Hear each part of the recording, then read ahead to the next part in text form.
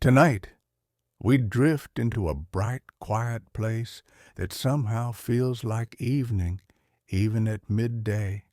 A warehouse lit with steady white light, where the ceiling is high enough to hold echoes, where refrigeration units hum like distant boats, and the aisles stretch like calm avenues. Even the light feels patient. You stand at the threshold with a small plastic card in your pocket, and with it, a kind of permission to enter a world that isn't trying to dazzle you. The door slides open, and the first sound is the soft roll of carts, a low metallic chorus that fades and returns as people turn corners. Without meaning to, you breathe more slowly. The floor is smooth concrete, cool underfoot, and the air carries a simple blend of scents: clean cardboard, roasted nuts, a faint sweetness from bakery bread still cooling on its racks. There are no ornate displays, no fragile shelves, no whispered suggestion that you should take more than you need. Instead, there are stacks, sturdy and honest, and labels printed large enough to read without leaning in. A worker in a bright vest glides past with a pallet jack, and for a moment you hear the gentle squeak of rubber and the faint clack of a wrapped load settling into place. Near the entrance, someone checks a membership card the way a host might greet you at a familiar restaurant. And farther down, near the exit, another person will glance at a receipt and draw a quick line with a pen, a small ritual that feels oddly reassuring, as if the whole place is saying, "We're paying attention, but we trust you." You notice the way the shelves don't try to offer everything. They offer enough: a few kinds of olive oil, a few brands of batteries, a handful of sweaters folded in neat stacks, and then tucked into the edges, the little surprises that make people slow down. A book you didn't expect, a seasonal chocolate you haven't seen before, a giant bouquet, bright as morning. It becomes a gentle kind of treasure hunt, but never a frantic one. People move with purpose but without urgency. A couple pauses over coffee beans. Someone lifts a giant bag of rice into the cart with a quiet exhale. A child sits in the basket seat, watching the world pass like a slow parade of cartons and color. And as you glide forward, you can sense that this calm didn't happen by accident. It is built by choices, by constraints, by a discipline that says, keep it simple, keep it fair, keep it moving. So tonight, while the world outside rushes and flickers, we'll follow that discipline back through time. We'll listen for the first footsteps in an empty warehouse, the first membership cards pressed into curious hands, the first quiet proof that a store could grow enormous without losing the feeling of a bargain discovered gently, like a seashell found in the sand. In a place like this, the usual noise of shopping is softened. There is no loud urgency in the music, no flashing bargains shouting for attention. Instead, there is a quiet agreement between the store and the people who enter it. You have paid to belong, so the store does not need to squeeze every last coin from you once you're inside. That small idea, the membership itself, becomes a kind of lantern. It lets the prices stay low in a simple, steady way. The store can run on thin margins, knowing that much of its profit arrives through those annual fees, collected patiently, month by month, like a tide returning to shore. And because the selection is limited, the shelves turn over quickly, the inventory moves, the warehouse breathes.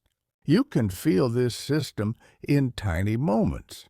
The way a worker restocks without fuss, cutting open boxes with practiced hands. The way pallets are stacked, not for beauty, but for speed.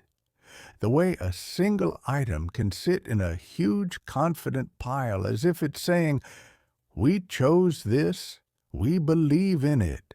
And then there is the discipline behind the scenes.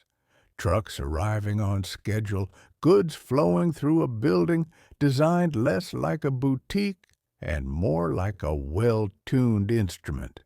Much of what arrives is moved quickly, and that speed keeps costs low. Even the checkouts have their own music. Barcodes flash, receipts print in long ribbons. The cart is loaded again, and the day continues. A system like this doesn't need to be ornate. It needs to be consistent, and it needs to be fair enough that people return year after year, renewing the membership the way one renews a promise. Some people come for staples: eggs, milk, rice, detergent, the dependable weight of everyday life. Others come for the surprises, the seasonal discoveries that appear for a short time and then vanish. But beneath both habits is the same structure: fewer choices, better prices, quick movement, and a promise that if something isn't right, it can be returned with little drama. And there is another promise, less visible but felt, that the people who work here are not treated as disposable. When a company chooses to keep prices low, it can do so by grinding down everyone in the chain, or it can do so by removing waste instead. The best versions of this model try for the second path, and that choice shapes the mood you feel in the aisles. It's a modern kind of simplicity, and like many modern simplicities, it began as an experiment. Long before warehouse club became a familiar phrase, there were a few people who wondered what would happen if a store stopped performing, stopped decorating itself, and instead focused on the plain physics of value. Buying in bulk, selling in bulk, and letting efficiency do the talking. To find that beginning, we'll drift south toward the warm air of Southern California in the 1970s, where a different warehouse in a different city first invited shoppers to step inside and buy more than they thought they needed. The warm air of San Diego in the mid-1970s carries the scent of salt and sun, and in an ordinary industrial part of the city, there is a building that does not look like a revolution. It looks like a warehouse, plain and broad, the kind of place you might pass without noticing. But inside, a new kind of store is taking shape, guided by a man named Saul Price. He had already helped build an earlier retail idea, a discount chain called FedMart, and when his time there ended, he began to think about what he had learned, that shoppers will travel for value, that a simple box can hold a complicated system, and that efficiency can feel like generosity when it's shared. So on July 12, 1976, The first Price Club opens in San Diego, inviting members to buy in bulk at low markups. At first, the invitation is aimed at small businesses, restaurant owners, office managers, people who can show a resale certificate or a professional license. They push carts across concrete floors and load cases of goods into the trunks of practical cars, doing in one trip what might otherwise take many. The atmosphere is cash and carry, straightforward and unromantic. Boxes are opened with quick cuts, and the goods inside are sold with very little fuss. The shelves are not full of endless variety. There are fewer items, chosen carefully, stacked high. The store saves money by avoiding decoration, by buying large quantities, by moving product quickly. It charges a membership fee, a small toll that helps pay for the whole experiment, and in return, it offers prices that feel like the inside view of a supply chain. It even tries to pay workers well. For retail, soon the idea begins to widen.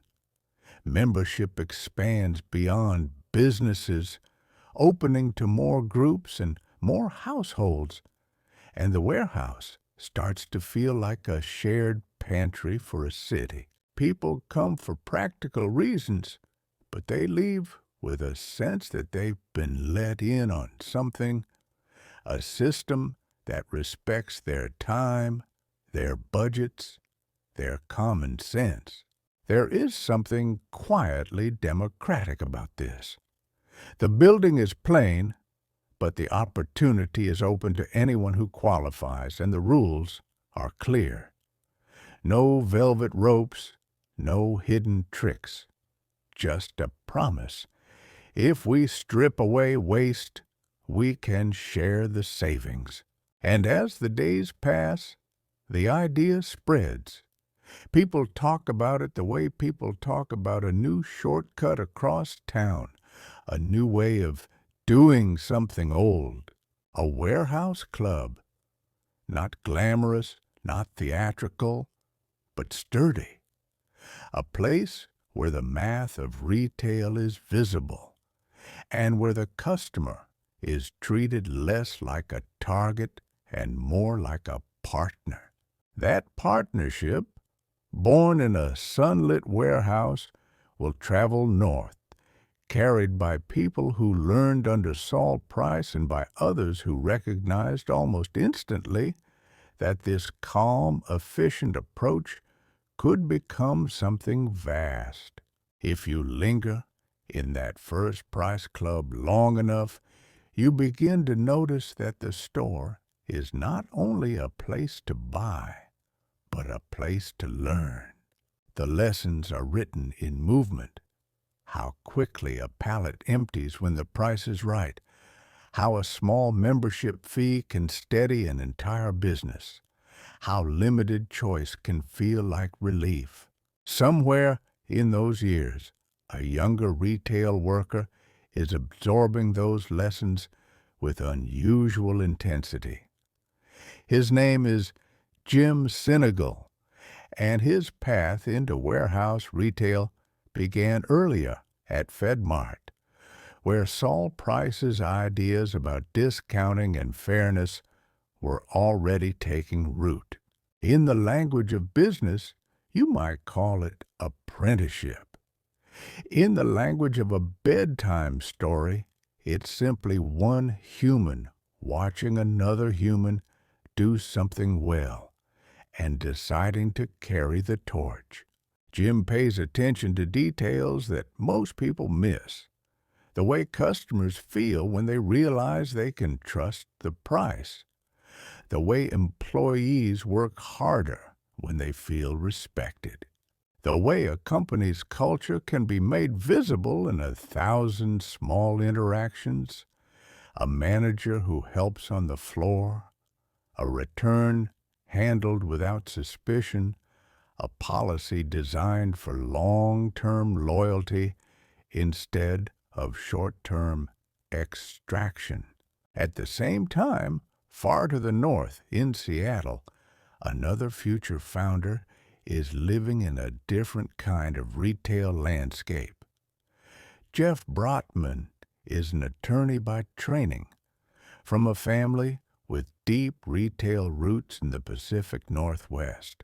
He sees a region growing fast, with households that want value and businesses that need supply. And he imagines a new kind of store that feels both practical and ambitious. The late 1970s and early 1980s are a time of shifting economics, of families watching budgets, of businesses looking for efficiency. Even in Seattle's drizzle and harbor air, you can sense people wanting purchases that last. And a store that doesn't pretend to bargain is a miracle. The warehouse club idea feels less like a quirky format and more like a response to the times. A store that saves money by refusing to waste it. A store that treats the customer's intelligence as real. Ideas like this move the way weather moves, slowly at first, then all at once. They cross states, cross conversations, cross dinner tables where people say, "Have you heard about this place where you buy in bulk and somehow spend less?" They imagine a warehouse that feels almost monastic, concrete, steel, bright light, a handful of well-chosen goods, and a small fee at the door that makes the whole equation possible. And so, when Jim Sinegal and Jeff Brotman meet and begin to sketch out a new venture, it isn't a leap into darkness. It is a step towards something that already has a pulse. The question is not whether the model works. The question is whether it can be scaled, protected, and refined without losing its quiet integrity. Now we travel to Seattle in the early 1980s, where the air is cooler, the skies often soft and gray, and the city feels like a place built for steady work.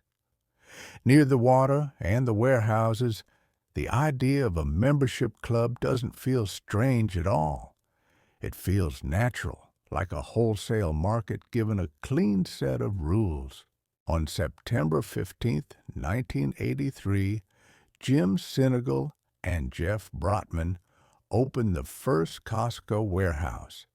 It is not meant to be charming. It is meant to be functional. A big room, a wide floor, pallets stacked high, and a promise that the prices will be honest. In the beginning, the members are much like the earliest members of Price Club. Small businesses that need volume, restaurants, convenience stores, offices that go through paper and coffee faster than they can count. They arrive early when the day still feels quiet, and they learn the layout quickly, the way you learn the shape of a familiar tool. Costco's early approach is focused, almost stubbornly so.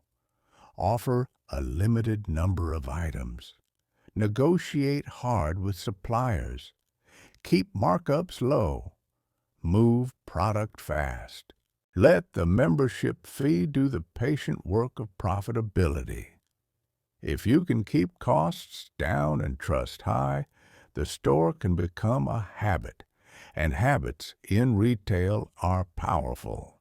Within a short time, more warehouses open in nearby cities like Portland and Spokane, and then farther as the model proves itself. Each new building is a repetition of the same calm equation, as if the founders are saying, We don't need a new trick. We need to do the same thing well, again and again. Jim is known for walking the floor, paying attention, talking to employees, tasting food, inspecting products. He treats quality and price as inseparable, as if value is not a number, but a relationship. And Jeff, with his legal mind and his long view, helps shape the company's structure, the governance, the patience required to grow without rushing. By 1985, the young company is already large enough to enter the public markets, and the pace of expansion quickens. But the interiors stay quietly humble. The same cool concrete, the same pallets under fluorescent light, the same sense that the real luxury here is not presentation, but the feeling of paying a fair price.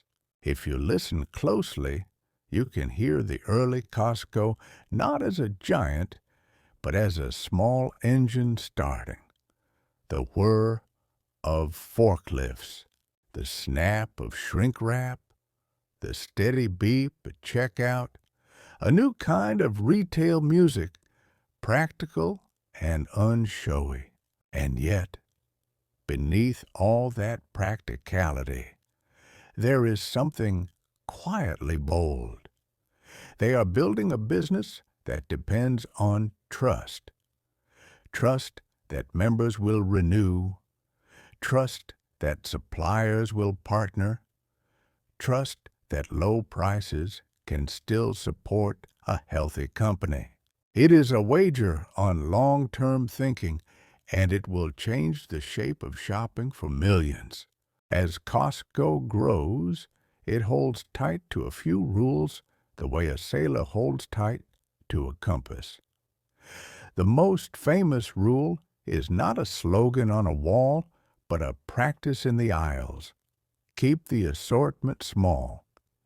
Where a traditional supermarket might carry tens of thousands of products, a warehouse club can thrive with a few thousand carefully chosen items, each one expected to sell fast. That choice does something gentle to the mind. It turns shopping from searching into selecting. It reduces the tiny stresses of comparison. It says, "We already did the narrowing down for you." And in a tired world, that can feel like kindness. The second rule is discipline on price. Costco becomes known for low markups, a refusal to inflate. The company can negotiate hard because it buys in huge volume, and it can pass savings along because it is not trying to make its main profit on each item. The membership fee carries much of that weight, quietly, steadily, like the foundation of a bridge. And then there is speed. Inventory that sits too long is expensive. A warehouse club at its best is a moving organism.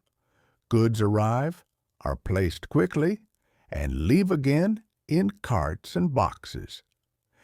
This fast flow reduces costs, and those costs in retail are the difference between a bargain that lasts and a bargain that disappears. Behind the scenes, there are relationships with suppliers who learn that if they make something excellent at the right price, Costco can move it in astonishing quantity. There is pressure there, but also opportunity, and over time the company becomes a kind of proving ground where quality must meet value or it doesn't make it onto the pallet. For members, all of this becomes a feeling, a sense that the price is not a trick, a sense that the big bag of coffee or the heavy pack of paper towels is not just cheaper, but somehow more certain. Even the return policy, generous and calm, reinforces that sense of certainty, as if Costco is saying, "We'd rather keep your trust than win an argument." There is another quiet choice, too, one that matters in the long run. The company is willing to spend more on its people than many retailers do. Better wages and benefits are not just generosity.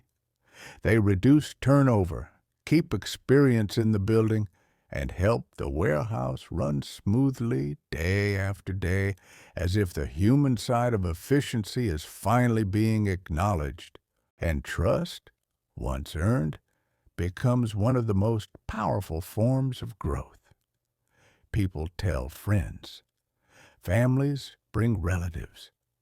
Newcomers learn the rituals. The card at the door, the wandering through aisles, the small thrill of a discovery, the quiet satisfaction of leaving with a cart that feels like a well-stocked pantry.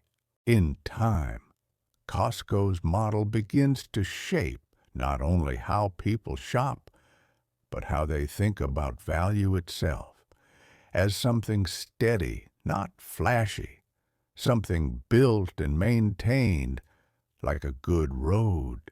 If you could follow Jim Sinegal through a warehouse in those years, you might be surprised by how ordinary the scene looks.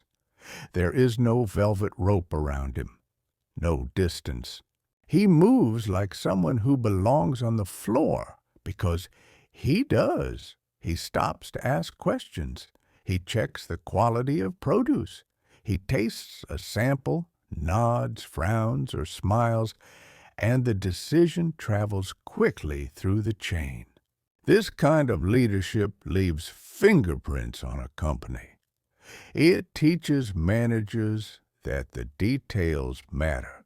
It teaches employees that the person at the top is paying attention, not only to numbers, but to the lived reality of the warehouse, the cold of the freezer rooms, the ache in shoulders after stocking heavy goods, the rhythm of the front end as lines form and dissolve. Costco develops a reputation for treating workers better than many of its peers, and that reputation becomes part of the brand even though it isn't printed on the packaging.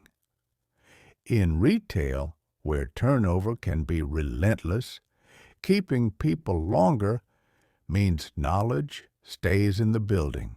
Forklift drivers know the lanes by feel. Cashiers scan with a practiced flow. Supervisors spot problems early and fix them before they become storms. And then there is the quiet moral frame that sits beneath everything, a practical kind of ethics. Take care of members. Take care of employees. Respect suppliers. Obey the law. In business, those words can sound like a poster. In a warehouse club, they become policies you can feel. A price that stays low. A return that stays calm. A negotiation that is tough but not cruel. The company doesn't rely heavily on advertising the way many retailers do. It relies on experience. It relies on the sensation of walking out with a cart full of useful things and thinking, that was worth it. Word of mouth becomes a gentle wind at Costco's back.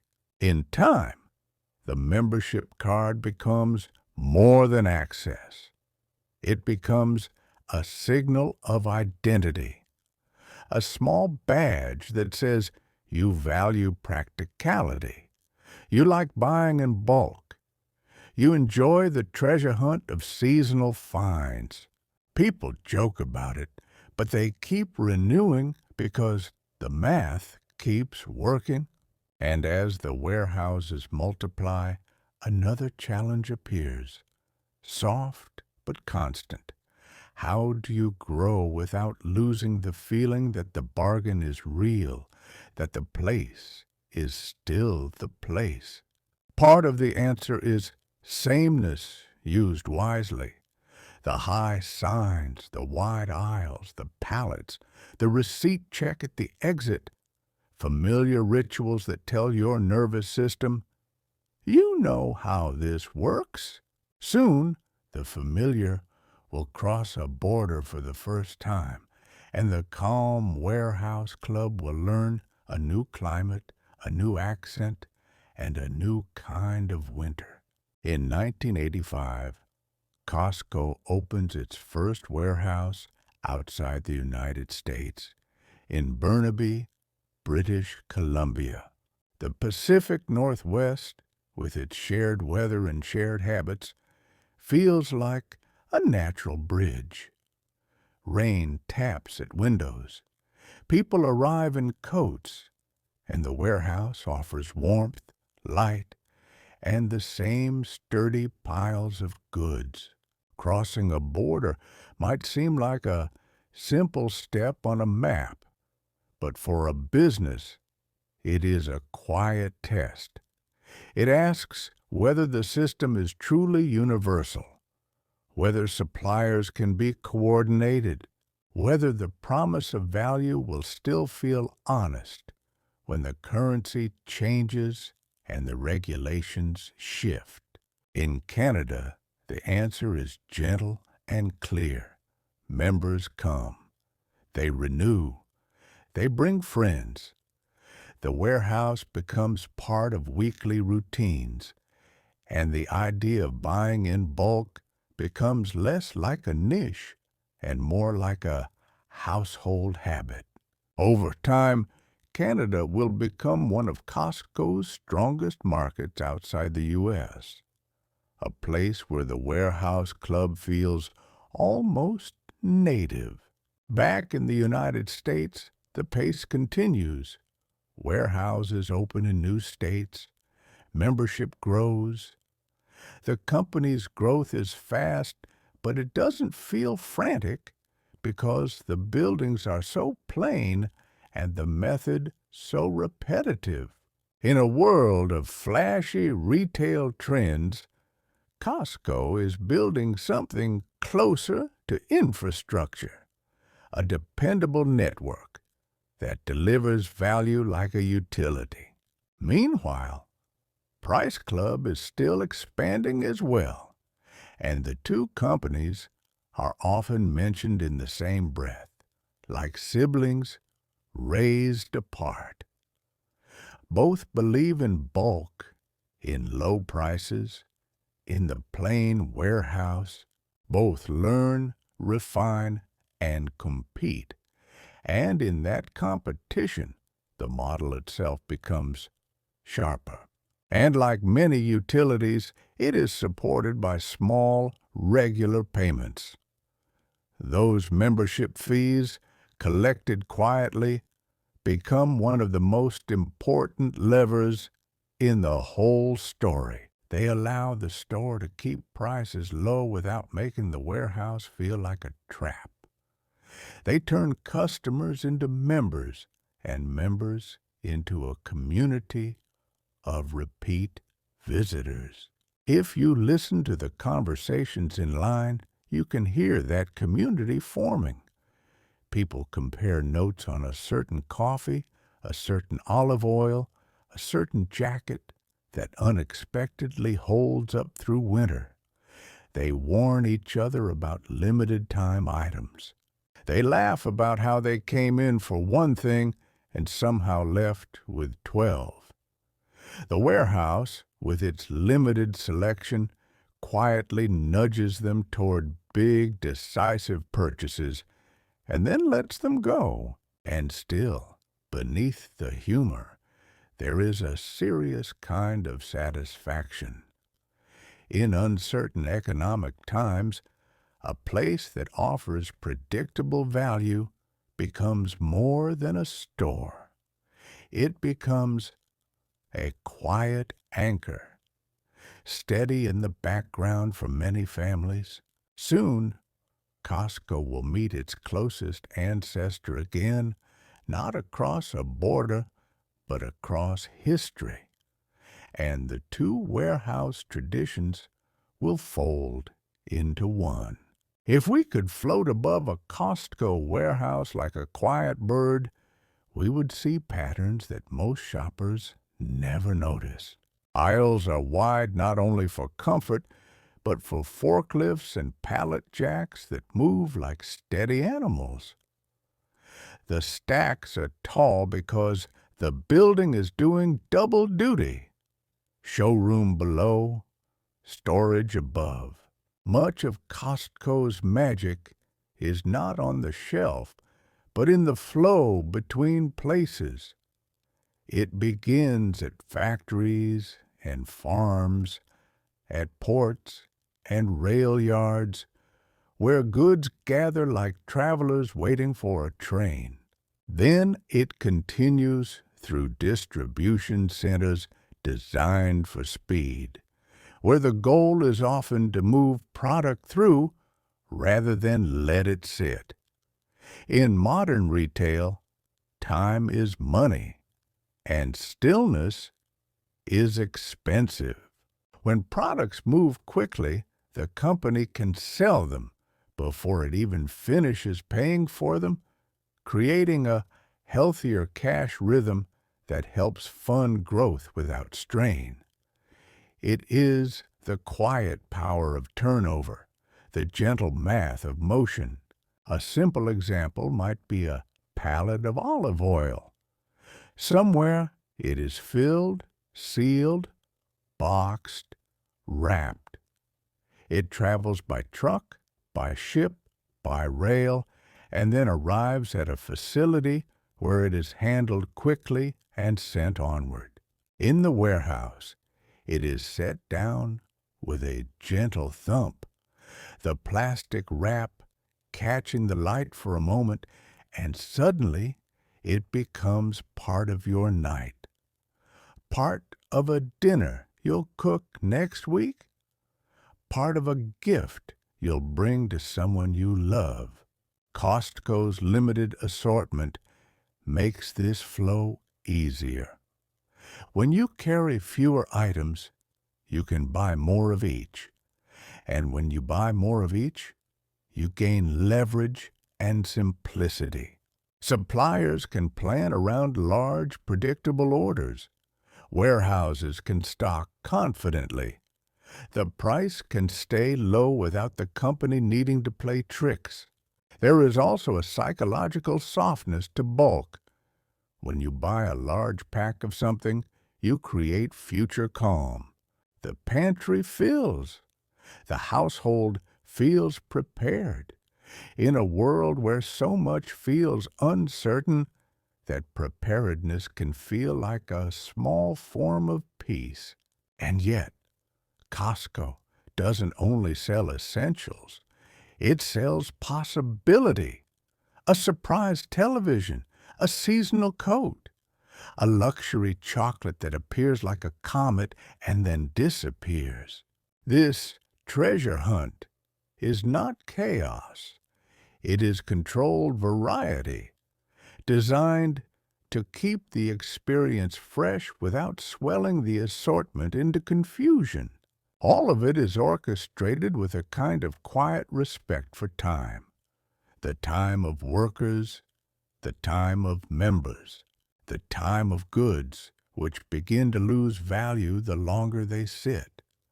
When the flow's healthy, the warehouse feels alive, and you can sense it even while you stand still, reading a label. Soon, we'll come to a small corner of the warehouse where that flow turns into ritual, a counter where the smell of onions and warm bread drifts into the aisles, and where a simple meal becomes part of a global legend. If you follow the scent through the warehouse, it leads you to a place that feels almost like a town square. The food court is simple and bright, tables scattered, trays sliding along counters, people pausing with their carts beside them as if they have found a small rest stop on a long road. The sounds here are softer than you might expect. Ice clinks in cups.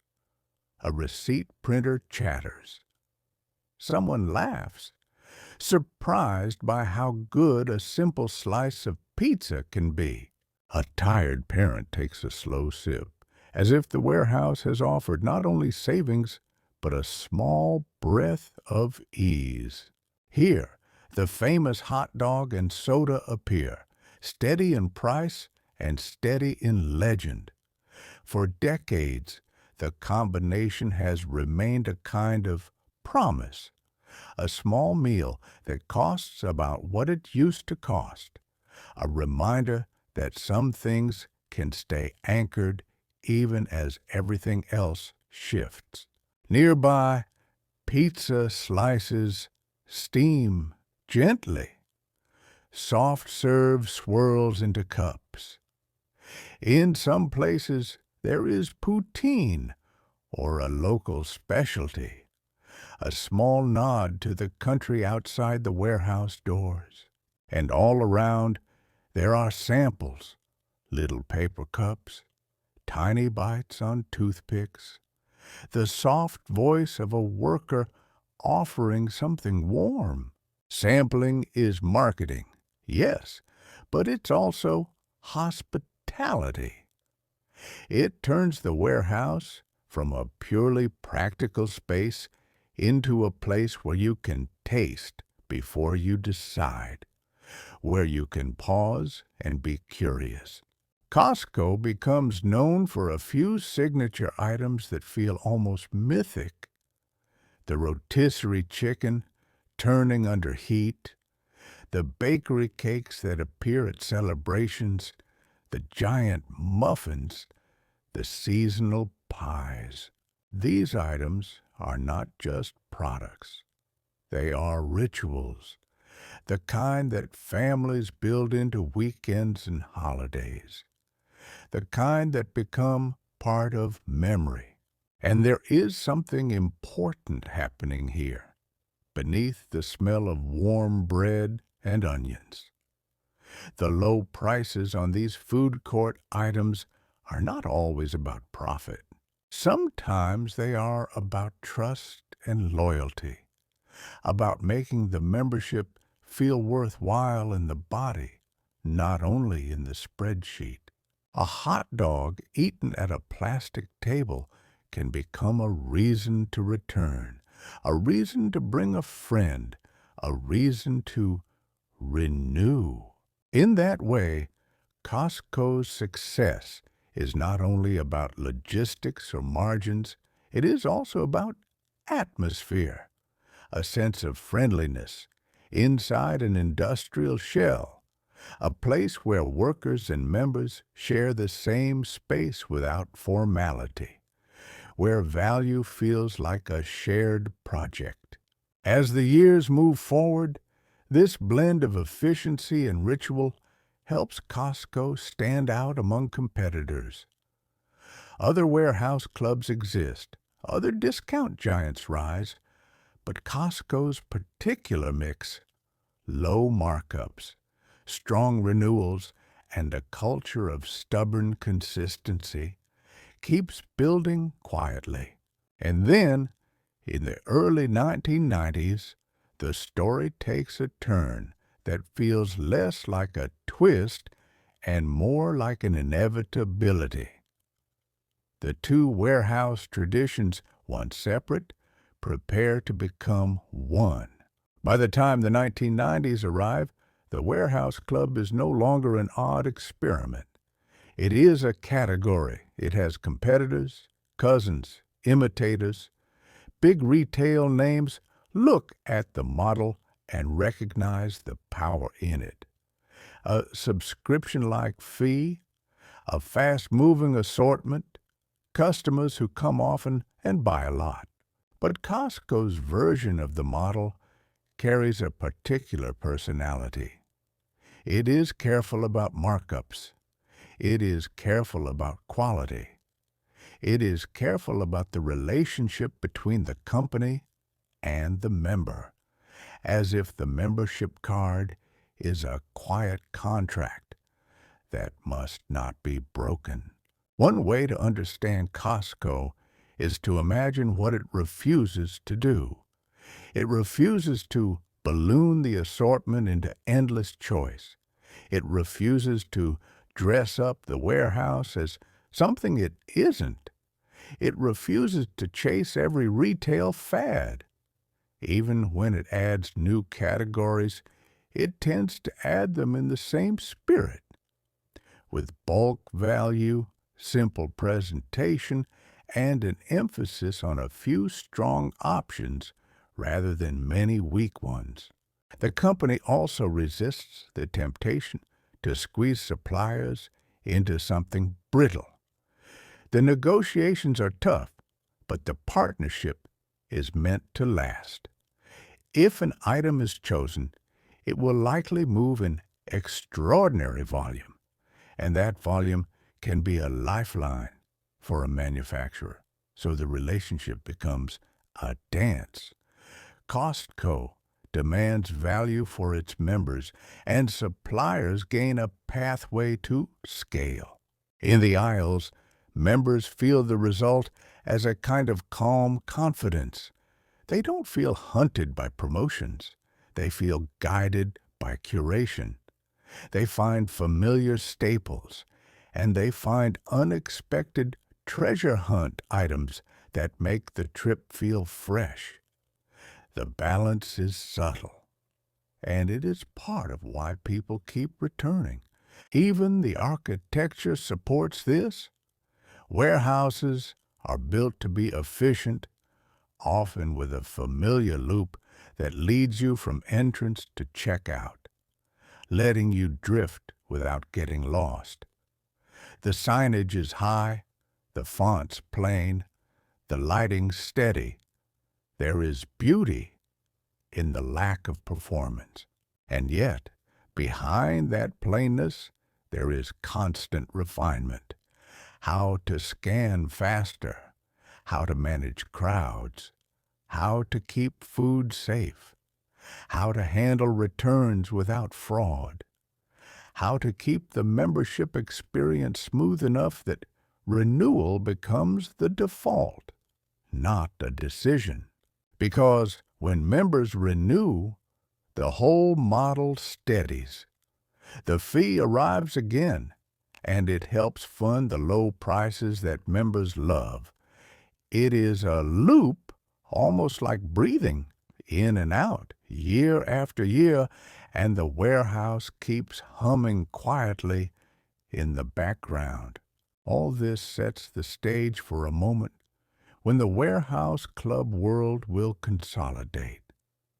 Two giants, born from similar ideas, will recognize that they have more to gain together than apart. It will be an act of merging lineages, the Saul Price tradition and the Seattle-born Costco tradition, folding into one long, patient story. In 1993, the two paths finally meet. Price Club and Costco merge, and a new company is born with a name that sounds almost like a bridge between eras, Price Costco. On paper, it is a corporate event, a consolidation. In the story of retail, it is more like two rivers joining.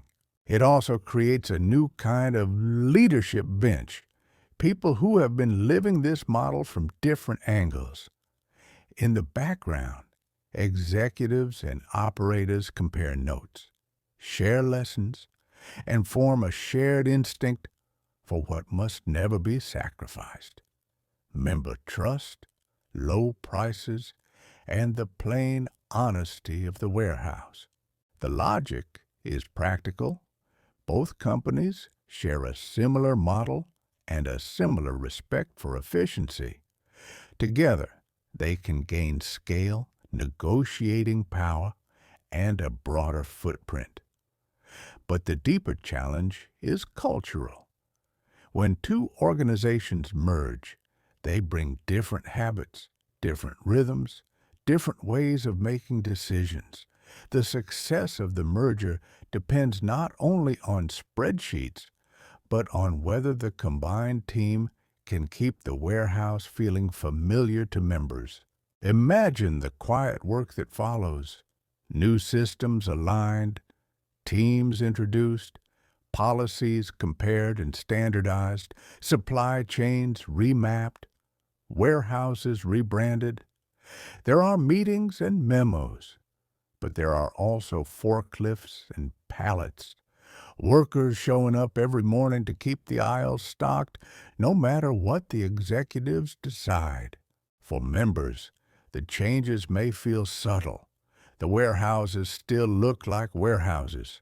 The goods still sit on pallets. The prices still feel startlingly fair. The membership card still opens the door. And that continuity is the point. The best mergers, like the best stories, don't stop the flow. They let the flow continue, but with more strength. In these years, the warehouse club category is maturing. Families are now primary members, not just businesses. People build habits around buying staples in bulk. A weekly trip becomes a routine, and routines, once established, are hard to dislodge. Costco's treasure hunt becomes more refined, too. The company learns how to keep the assortment tight while still offering enough surprise to make each visit feel a little different. Seasonal goods appear like migrating birds, then vanish. Big-ticket items show up briefly, and members tell each other, if you want it, don't wait. The merged company continues to expand internationally, quietly testing new markets and learning how to keep its identity intact in different cultures. The plain warehouse becomes a global language, translated into local tastes without losing its core grammar. And as the decade moves forward, Price Costco begins to simplify its identity. The name that once honored both lineages will gradually give way to a single word, familiar and strong. Costco, and it will stick. Names matter, not because they change the concrete floors or the stacked pallets, but because they signal what a company wants to be remembered as. After the 1993 merger, the combined business carries both lineages in its name for a while, honoring the path that began in San Diego and the path that began in Seattle. But as the years move on, the company simplifies.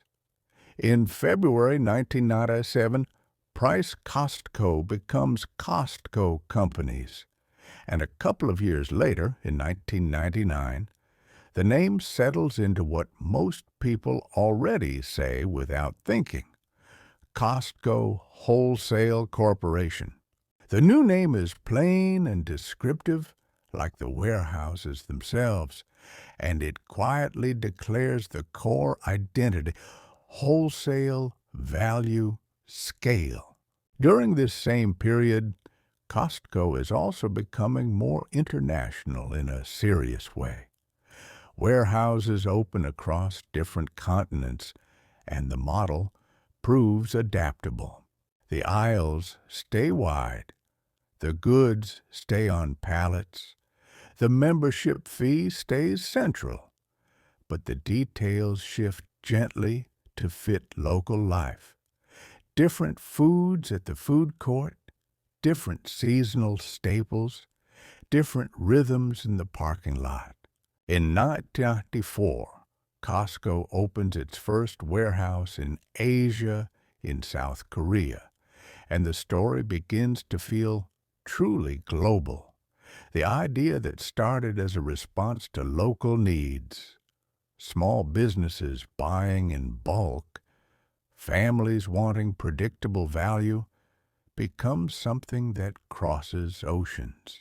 You can almost feel the warehouse club turning into a kind of language understood by people who have never met each other, but who share the same quiet pleasure in a good deal. With scale comes responsibility. The company must keep quality high across thousands of products and many countries. It must keep suppliers aligned, safety standards consistent, and member expectations steady.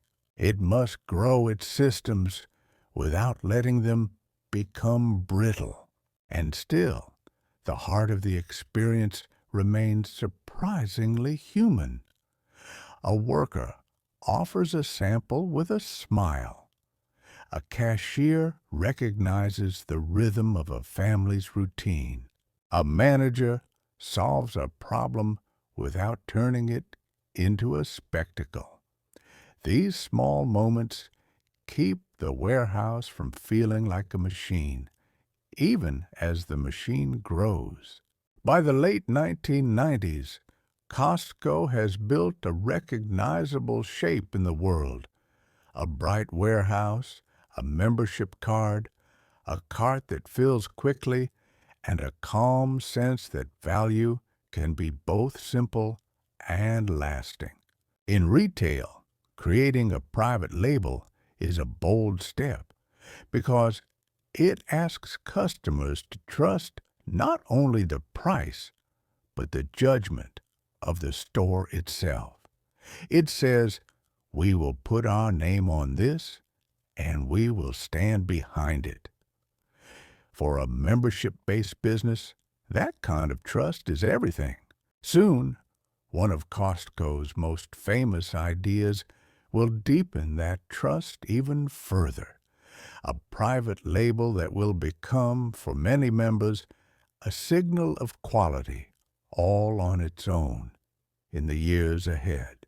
In 1995, a new name begins to appear on packaging in the warehouse, a name that sounds like a place rather than a brand.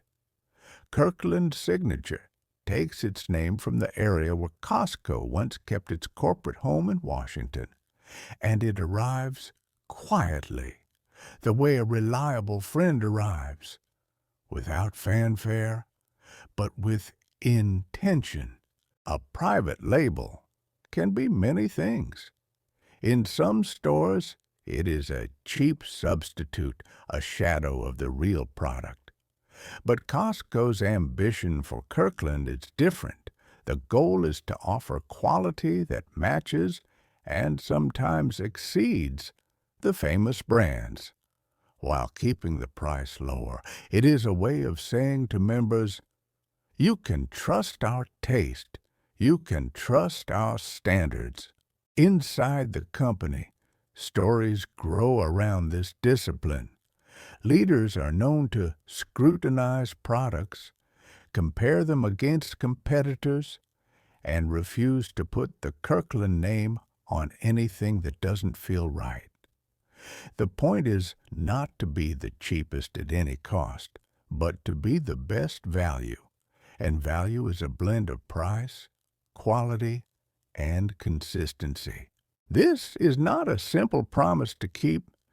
Every Kirkland item must be sourced, tested, and monitored. A coffee blend must taste right, batch after batch.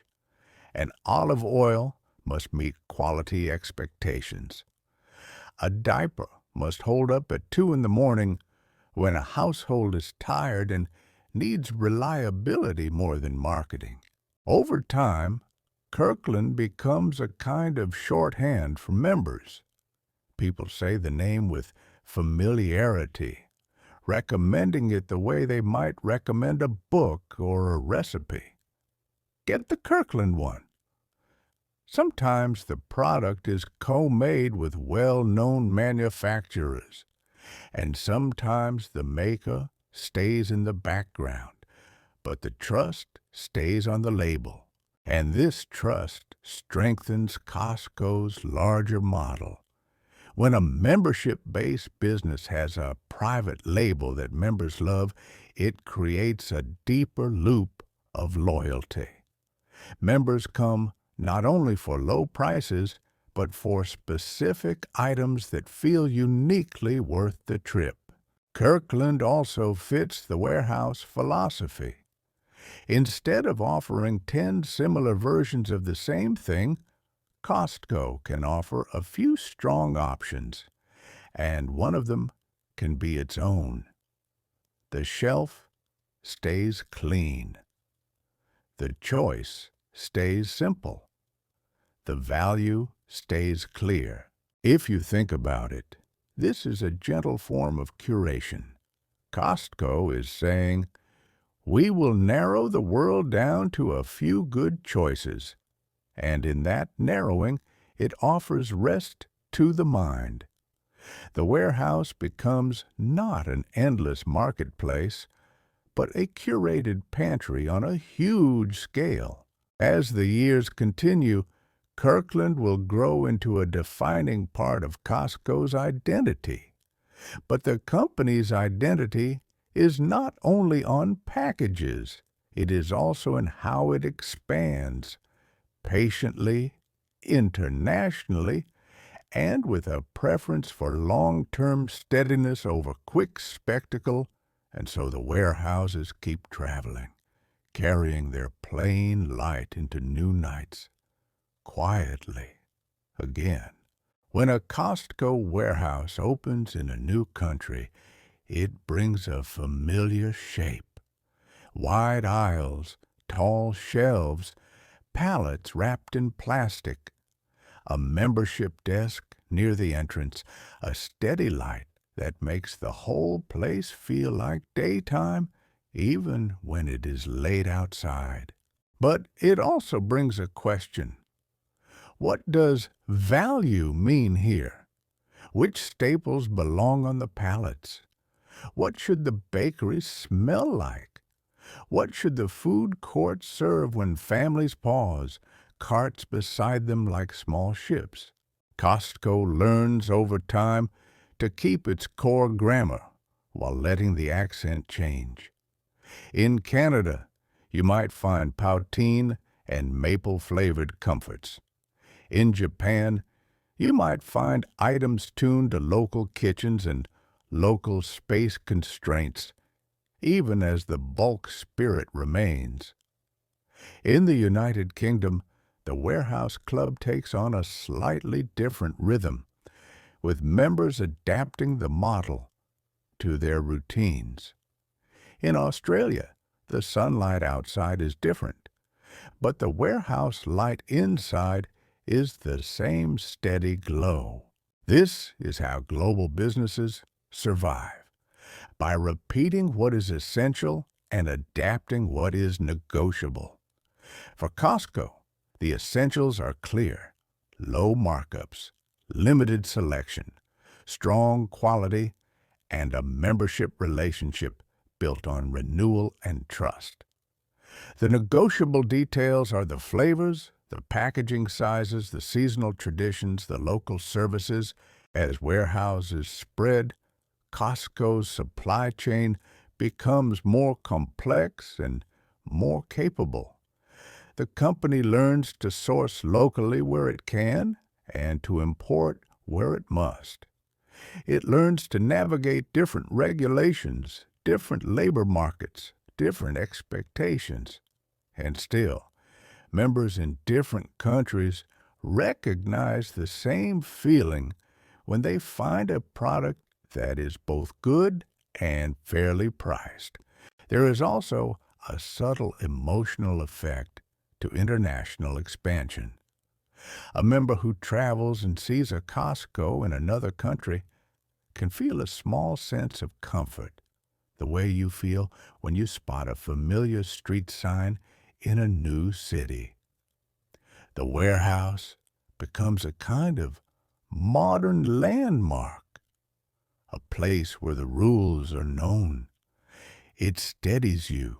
And while the warehouses expand outward, Costco also expands inward, adding services that make the membership more complete. Gasoline, pharmacies, optical centers, tire shops, and other practical corners that turn a shopping trip into a one-stop routine. It even creates membership tiers that return small rewards, encouraging people to come back and stay. These additions are not glitter. They are convenience, and convenience is a kind of calm. By the early 2000s, Costco is no longer simply a retailer. It is a rhythm in many people's lives, a weekly or monthly ritual.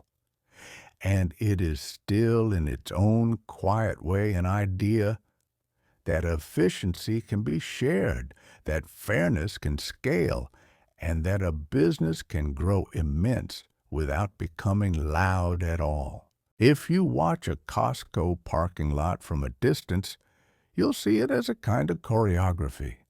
Cars arrive, carts roll, trunks open, boxes settle, and then the cars drift away again. But if you look closer, you'll notice that many people are not only shopping, they are refueling, picking up prescriptions, getting new glasses, rotating tires, turning one trip into several solved problems. Because the membership fee is steady, Costco can keep merchandise margins thin, and that thinness becomes part of the company's identity. The store doesn't need to play as many games with pricing. It can focus on moving volume, paying its staff, and keeping the warehouse running like a well-lit harbor. These services fit Costco's philosophy because they are high-utility, repeat-need parts of life.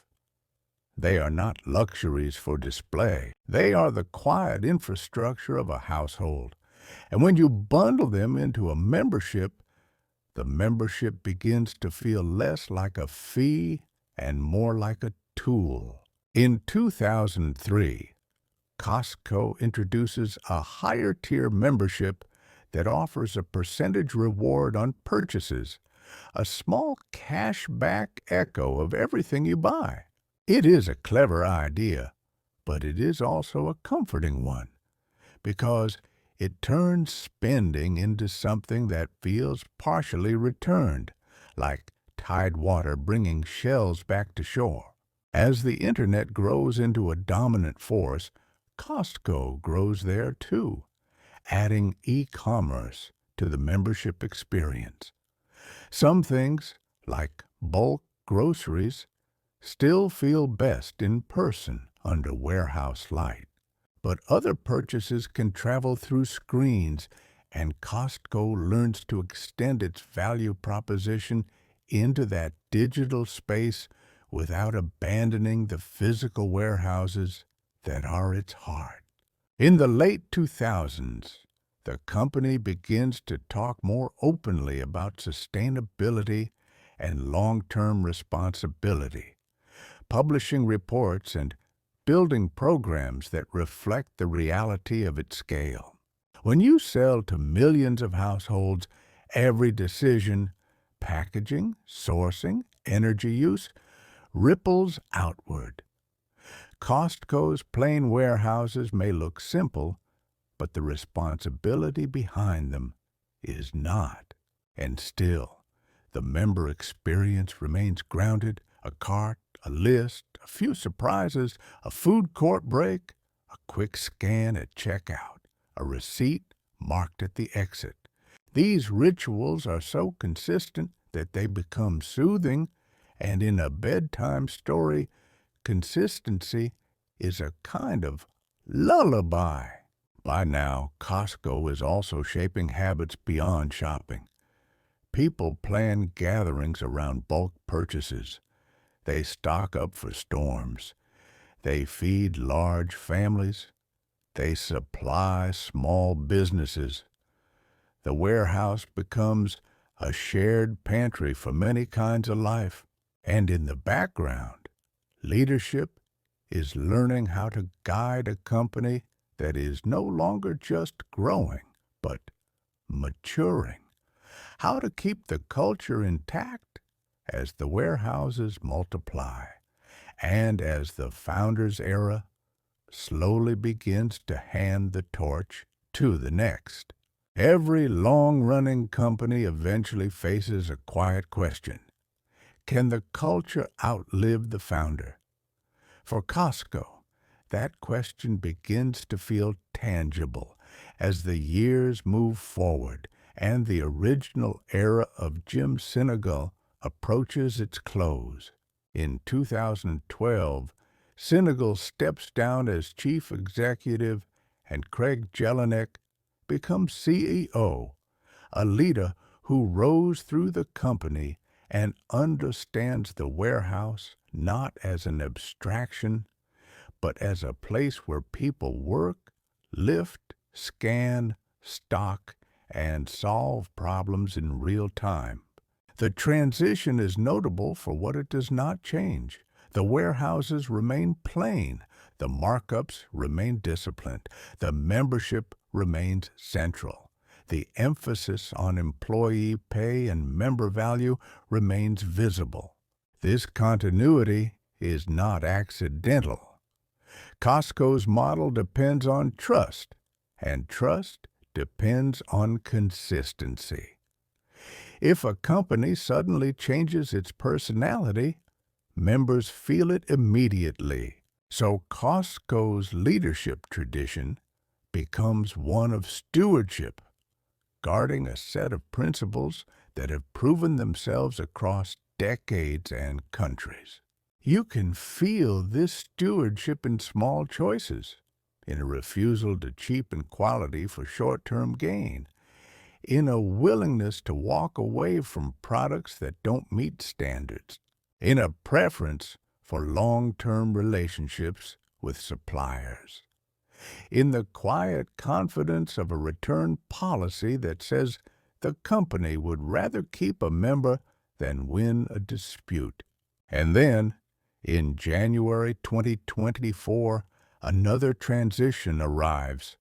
Ron Vacheris, who began his Costco career on the warehouse floor and rose through operations, becomes CEO again. The story is not a dramatic shift, but a continuation of a pattern. Leaders who understand the business from the inside, leaders who treat the warehouse as a living system, not a showroom. It is easy to overlook how rare this is in modern corporate life. Many retailers are run from a distance, through dashboards and slogans.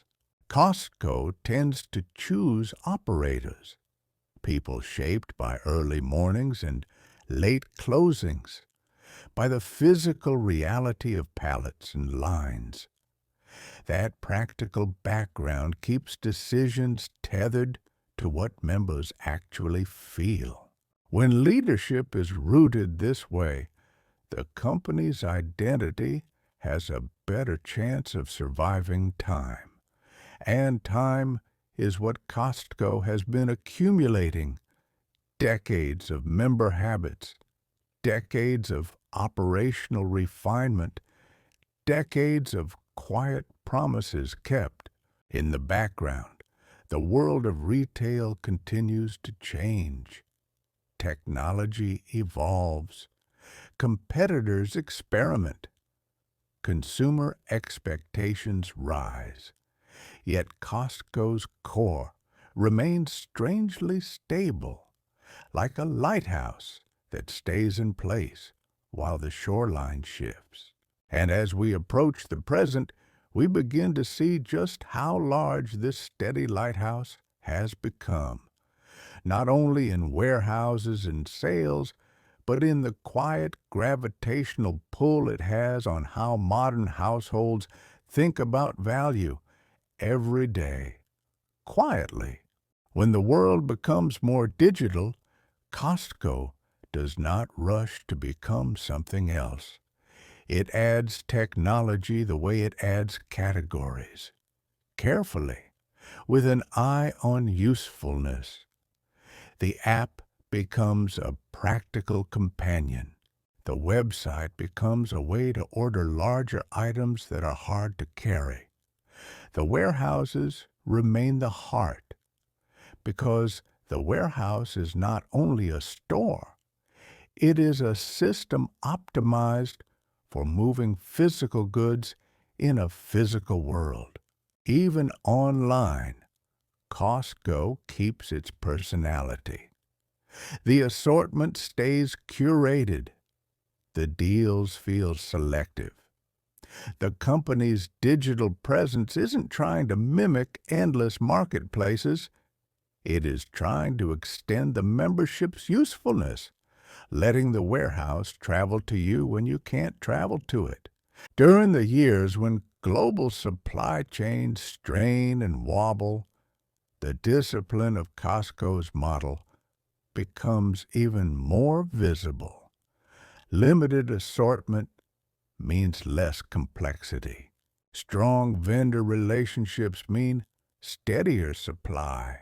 High volume means leverage.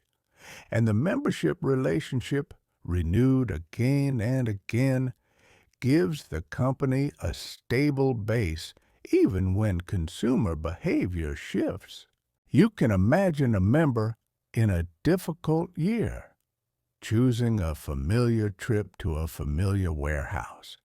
The parking lot is busy. The carts are there. The eggs and milk are where they always are. The hum of refrigeration units is steady. In a changing world, the warehouse offers something like predictability, and predictability can be soothing. Costco also continues to adjust the membership itself, nudging the economics gently without changing the overall promise. In September 2024, membership fees in the U.S. and Canada rise modestly, the first increase in several years. The change is small in the moment, but meaningful in the model, because those fees help sustain the low prices members expect and help fund wages, investment, and growth. In the aisles, most members barely notice.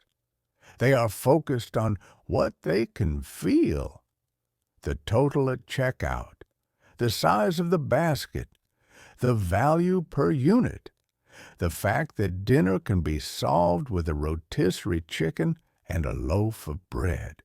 And yet, behind the scenes, Costco is always tuning. It experiments with ways to speed the checkout experience. It refines membership verification. It improves how goods are routed through the network. It keeps learning how to run a massive physical operation in an increasingly online world. There is a kind of humility in this approach. Costco does not claim to reinvent shopping every year. It claims instead to keep doing the basics well and to keep the bargain honest. Now, with all these years behind it, the company stands in the present as both a retailer and a quiet institution. And to understand what that means, we can take a gentle look at the scale it has reached without losing sight of the simple warehouse light where it all began. By fiscal year 2025, Costco's scale is astonishing in the quiet way mountains are astonishing. From the outside, each warehouse still looks like a plain box of concrete and steel, but together they form a global network.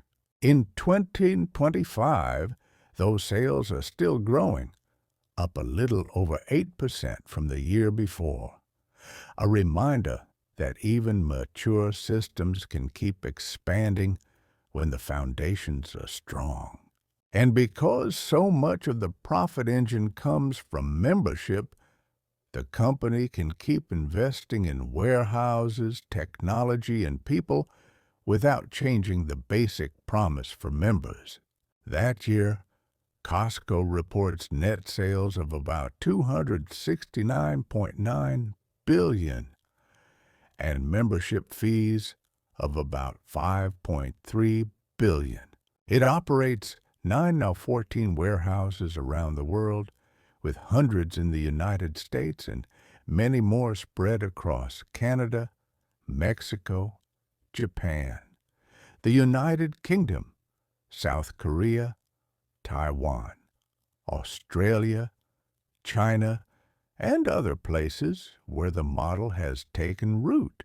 Numbers like these can feel abstract, so it helps to translate them back into images.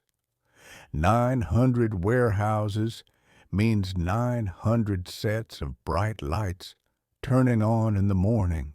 It means trucks backing into loading docks in rain, snow, heat, and desert wind. It means millions of small decisions made by people pushing carts. Which bag of coffee, which pack of socks, which olive oil, which book picked up on a whim. It also means a steady river of membership renewals, those quiet annual moments when someone decides, usually without much thought, that the card is still worth it. This is one of the most unusual things about Costco's story. The company has grown enormous without building itself on constant reinvention. It has built itself on repetition done well. In retail, where margins can be thin and competition relentless, that repetition is a kind of strength. Keeping markups low demands operational excellence. Keeping quality high demands stubborn standards. Keeping employees longer demands pay and benefits that respect real life. And keeping members loyal demands a bargain that stays honest. When those demands are met, the warehouse feels different from a typical store. It feels like a shared project. Members paying a fee to support a system, the system returning value and prices, and both sides repeating the exchange with little drama. And still, at the heart of those billions in those warehouses, there is the same simple scene we began with. A concrete floor, a cart rolling softly, a worker in a bright vest moving product from one place to another, a receipt marked with a pen, a small ritual of trust. So, as we come to the end of our drift, we can let the scale fade into the background and return to the feeling, the steady light, the hum, the calm abundance, and the quiet relief of a place built on endurance rather than spectacle. And now, gently, we return to where we started, back to the bright warehouse that feels like a sheltered afternoon. Your cart moves slowly, and the wheels make that soft, familiar song as you pass stacks of fruit, tall towers of cereal boxes, blankets folded in careful piles.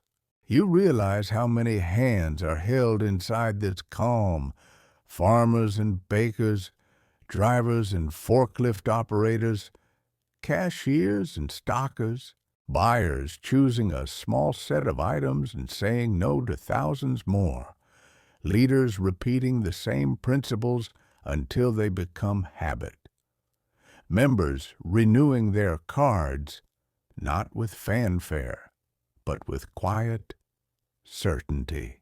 The story of Costco's rise is not a story of glittering reinvention. It is a story of refining a simple idea until it can hold the weight of millions of lives. A membership fee that steadies the model, low markups that keep the bargain honest, limited choice that brings relief. A culture that, at its best, remembers that value is not only a number, but a relationship. Far back in San Diego, a warehouse club opened its doors and showed that efficiency could feel like generosity. Later in Seattle, another warehouse opened and proved that the same idea could be scaled, protected, and shared. And then, over years and decades, the warehouses multiplied like lanterns, one bright box at a time, lighting up routines in cities around the world. You reach the checkout, and the small sounds return. The beep of scans, the whisper of receipt paper, the soft shuffle of boxes being packed. At the exit, the receipt is marked with a pin, and the line moves forward without fuss. And outside, the night air feels cooler, and the world feels a little quieter, as if the simple order of the warehouse has followed you into the dark. You carry what you need, and you let the rest go. The world slows, and so do we. Good night.